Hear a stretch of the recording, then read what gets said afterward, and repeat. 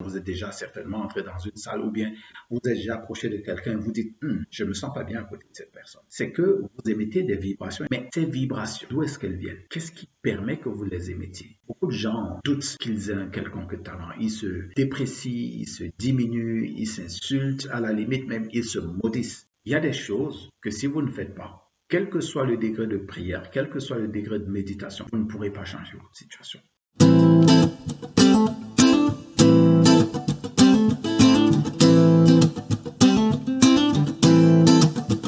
Bonjour et bienvenue à cette vidéo.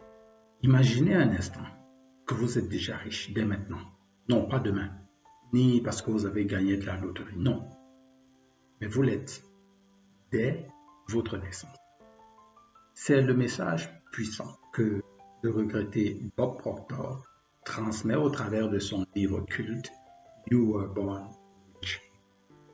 Aujourd'hui, je vais vous montrer pourquoi ce livre peut être réellement transformateur. Pourquoi est-ce que, quelle que soit votre situation, quel que soit le domaine dans lequel vous travaillez, quel que soit l'endroit où vous êtes, quel que soit le pays, la ville, n'importe où vous êtes, ce livre peut débloquer votre potentiel, le potentiel que vous avez toujours eu en vous. Bob Proctor, qui est-il? Alors, je ne vais pas beaucoup parler de lui, parce que ce n'est pas tellement lui qui est important. Bob Proctor, c'était un Canadien et qui a écrit pas mal de livres. Et ces livres étaient essentiellement tournés ou bien essentiellement centrés sur la loi de l'attraction. Et Bob Proctor était un des fervents supporters ou bien des fervents disciples de Earl Nightingale. Alors, si vous n'avez jamais entendu parler de lui, sa photo va apparaître quelque part. Earl Nightingale est on peut dire le père du développement personnel. Créateur, non, mais le père quand même, parce que c'est lui qui a amené le développement personnel au niveau du business. Donc, et Earl Nightingale avait un audio de développement personnel qui s'appelait Le secret le plus étrange. Vous pouvez retrouver cet audio n'importe où dans YouTube, bien sur Internet. Et donc, Bob Proctor a bâti toute sa carrière, tout son business autour des enseignements de Earl Nightingale. Il a fondé la Proctor Gallagher Corporation avec Madame Gallagher. Et aujourd'hui, donc, on va parler de quelques-unes des idées. On va parler spécifiquement de trois idées qu'il développe dans son livre. Bien sûr, vous allez trouver en description le lien pour avoir le PDF du résumé complet de ce livre. Cliquez sur le bouton, vous allez dans la boutique et vous achetez votre PDF. On va commencer par le premier point. Bob Proctor rappelle que, comme je vous le disais au départ, votre richesse est quelque chose d'inné. Vous êtes né avec.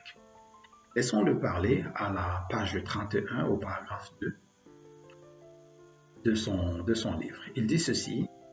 As I am writing this, I feel compelled to digress for a few lines to remind you that you have great resources of talent and ability locked up within you, just waiting to be expressed. Oui, nous avons beaucoup d'habiletés. Nous avons des talents. Peut-être que nous ignorons. Peut-être que nous ne les voyons pas. Ou peut-être que nous refusons de les voir. Mais ces talents, ou bien ces éléments que nous avons à l'intérieur de nous, ces habiletés que nous négligeons ou bien que nous ne voyons pas, sont en réalité les graines même de la richesse à l'intérieur de nous. Nous sommes déjà riches. Vous êtes déjà riches, tout au fond de vous. Il ne vous reste qu'à localiser cette richesse. Avant même de la localiser, il vous faut déjà réaliser que vous l'êtes. Il faut déjà comprendre ou bien il faut déjà accepter que vous l'êtes. Beaucoup de gens doutent qu'ils aient un quelconque talent. Ils se déprécient, ils se diminuent, ils s'insultent, à la limite même ils se maudissent. Donc la première chose qu'il faut faire, c'est qu'il faut déjà comprendre que vous le veuillez ou pas, ce n'est pas une question de votre choix.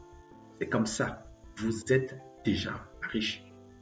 Maintenant, une fois que vous l'avez compris, il faut le réaliser et aller découvrir ces richesses que vous avez à l'intérieur de vous et les exploiter. Le deuxième point sur lequel je voudrais attirer votre attention, tel que Bob Proctor le cite dans ce livre, et bien sûr, vous allez retrouver tout cela dans le résumé PDF que j'ai fait, et beaucoup plus explicite encore. Le point numéro 2, comme je le disais, c'est la loi de l'attraction et de la vibration. Comme je vous le disais, Bob Proctor, il est beaucoup plongé, regretté mémoire, il était beaucoup plongé dans la loi d'attraction, dans le développement personnel, dans tous les enseignements de Earl Nightingale, et la plupart des enseignements, ou l'un des enseignements principaux de Earl Nightingale avait une relation étroite avec la loi de l'attraction et de la vibration. Dans cette partie, d'ailleurs, allons-y d'abord, disons, et là, nous sautons à la page 126, au paragraphe 2. Voici ce que Bob Proctor dit. Therefore, the image you choose to hold on the screen of your conscious mind and plant deeply in the treasury of your subconscious mind is the pattern plan or the nucleus which determines what you will eventually grow into. It dictates the vibration you will be in and also controls what you will attract to you and what you will repel. Bob Proctor nous rappelle que nos pensées, nos émotions émettent une vibration et cette vibration, ces vibrations attirent en nous les circonstances et les éléments qui correspondent à la vie que nous avons aujourd'hui. Cela veut simplement dire que si vous cultivez des idées bizarres, vous allez avoir des circonstances bizarres dans votre vie. Alors, il ne faut absolument pas que ce soit mystique. Il faut que vous compreniez que ce n'est pas quelque chose que... c'est pas rien qu'une question de pensée, parce qu'il faut déjà savoir d'où viennent votre pensée. Mais ça, c'est pour un autre sujet. Je crois que j'ai traité cela dans d'autres vidéos. La question ici, c'est chacun d'entre nous, nous émettons une vibration. Vous êtes déjà certainement entré dans une salle ou bien vous êtes déjà approché de quelqu'un et vous dites « je ne me sens pas bien à côté de cette personne ». C'est que vous émettez des vibrations et cette personne.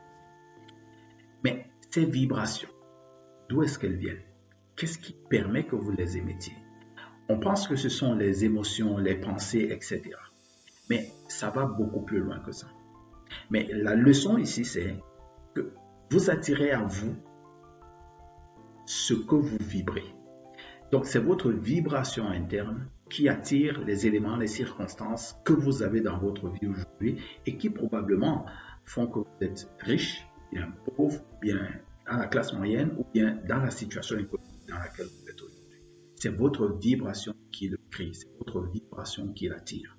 Ça veut dire que quel que soit l'effort que vous faites pour modifier ça, vous ne pourrez pas, si et seulement si vous ne modifiez pas votre vibration. Et donc, c'est très, très important ce que Bob Proctor nous révèle ici, parce que c'est en étroite collaboration avec ce qu'on appelle la loi d'attraction et de la vibration. Vous ne pouvez attirer que ce que vous vibrez. Pour mieux comprendre cela, je ferai une prochaine vidéo et si ça vous intéresse, dites-moi en commentaire. Je ferai une prochaine vidéo pour aller plus en profondeur dans c'est quoi la loi d'attraction, comment est-ce qu'il faut réellement la comprendre. Est-ce que c'est une question de mysticisme? Est-ce que c'est une question de s'asseoir comme le Bouddha fait et puis attirer des choses? Dites-moi en commentaire si vous voulez qu'on réponde à cette question. Mais notez simplement que vous attirez ce que vous vibrez. La troisième et dernière chose que nous allons voir dans cette vidéo, c'est à la différence de ce que les gens pensent, qu'il faut avoir foi, qu'il faut prier, qu'il faut faire ou bien qu'il faut méditer beaucoup. Il y a des choses que si vous ne faites pas, quel que soit le degré de prière, quel que soit le degré de méditation, quel que soit le degré, vous ne pourrez pas changer votre situation. Quelles sont ces choses? Laissons Bob Proctor parler à la page 143 et au paragraphe 1. Dans cette zone, il parle des gens qui prennent des risques. Écoutez bien. Risk takers are knowledgeable people who study situations carefully, have confidence in their own abilities, and have a very healthy self-image. Bob Proctor nous parle des gens qui prennent des risques. De quoi est-ce qu'il veut parler? Il nous rappelle dans le livre, un peu avant, un peu plus haut dans le livre, il nous rappelle que lorsque nous étions bébés, nous n'avions pas peur de prendre des risques. La peur de prendre des risques est arrivée avec le contact avec l'environnement dans lequel nous vivons. Et il suffit de regarder un enfant, ils n'ont pas peur de prendre du risque. Ils y vont, aussi simplement que ça. Donc, la peur de prendre du risque nous a été apprise. Donc, la peur de prendre du risque, nous avons acquis cela. Nous ne sommes pas nés avec. Nous sommes nés avec l'absence de peur de prendre du risque. Nous sommes nés avec l'envie de prendre du risque. Nous sommes nés avec la volonté de savoir, d'aller challenger les choses. Et c'est ce que Bob Proctor voudrait rappeler ici. Prendre du risque, ça veut dire agir. Si vous découvrez que vous avez un talent et que vous ne faites rien, il va mourir. D'ailleurs, dans le livre, il prend l'exemple du chêne. Soit le chêne il grandit, soit il meurt. Et c'est comme ça que nous sommes aussi. Soit nous grandissons, soit nous mourrons. Il n'y a pas un état où nous sommes sur place. Absolument pas. Soit nous grandissons, soit nous mourrons. Et les personnes qui grandissent le plus sont celles qui prennent plus de risques. Bien sûr, on parle des risques mesurés, parce qu'il dit ici, study situations carefully. Il faut étudier la situation avec prudence et avec beaucoup d'attention. Donc, pour pouvoir décupler cette richesse que vous avez déjà à l'intérieur de vous, il faut la développer, il faut prendre des risques, il faut la faire découvrir au monde. Par exemple, en faisant une vidéo, comme je suis en train de faire en ce moment. Bien sûr, le deuxième aspect qu'il y a là-dessus, c'est qu'il faut persévérer. Imaginez un enfant, si vous, quand vous étiez enfant, vous étiez assis et vous dites « Oh, j'ai déjà trop échoué pour marcher », vous ne marcheriez absolument pas. Mais vous êtes tombé encore et encore jusqu'à ce que vous avez réussi à marcher. Donc, vous avez suffisamment persévéré. Vous voyez, nous sommes nés avec la persévérance. Qu'est-ce que nous pouvons dire en conclusion de cette vidéo? Au-delà de l'aspect de la loi d'attraction, You Were Born Rich est un livre, bien sûr, de développement personnel, mais c'est une déclaration universelle de vérité. Vous ne devez pas attendre l'autorisation de quelqu'un pour être ce que vous êtes, c'est-à-dire riche, prospère. Vous êtes né pour l'être. Et pour cela, vous devez découvrir d'abord vos talents, les travailler, les décupler, les offrir au monde. Et bien sûr, vous allez certainement ou probablement améliorer la qualité de la vie que vous avez aujourd'hui. J'espère que vous avez apprécié cette vidéo. Voilà ce que j'avais à partager avec vous. Faites-moi des commentaires, des observations et puis dites-moi ce que vous aimeriez que je fasse comme vidéo prochainement. Bien sûr, n'oubliez pas d'aller regarder le lien en description pour prendre votre PDF complet résumé de ce livre qui traite de beaucoup d'autres sujets et qui est beaucoup plus profond dans les explications sur ce que c'est que la loi d'attraction, etc. Sur ce, n'oubliez jamais, soyez différents. Rendez-vous à la prochaine vidéo.